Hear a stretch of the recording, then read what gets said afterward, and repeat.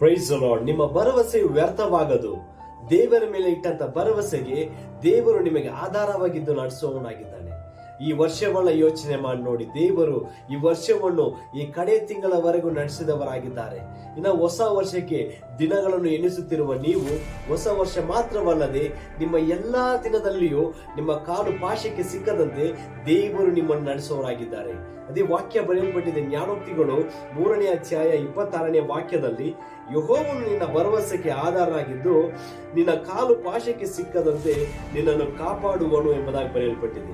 ಹಾಗಾದರೆ ದೇವರು ನಿನಗೆ ಆಧಾರವಾಗಿರುವನು. ನಿನ್ನ ಕಾಲು ಪಾಶಕ್ಕೆ ಸಿಕ್ಕದಂತೆ ಆತನು ಕಾಪಾಡಿ ನಡೆಸುವವನಾಗಿದ್ದಾನೆ. ಆತನ ಮೇಲೆ ನಂಬಿಕೆ ಇಟ್ಟಂತ ನೀವು, ಆತನ ಮೇಲೆ ಭರವಸೆ ಇಟ್ಟಿರುವ ನೀವು ಒಂದು ಕ್ಷಣವೂ ಲಜ್ಜೆಗೀಡಾಗದಂತೆ ದೇವರು ನಿಮ್ಮನ್ನು ನಡೆಸುವವನಾಗಿದ್ದಾನೆ. ನಂಬಿಕೆ ಇಡಿರಿ, ಆತನು ನಿಮ್ಮನ್ನು ನಡೆಸುವವನಾಗಿದ್ದಾನೆ. God bless you all.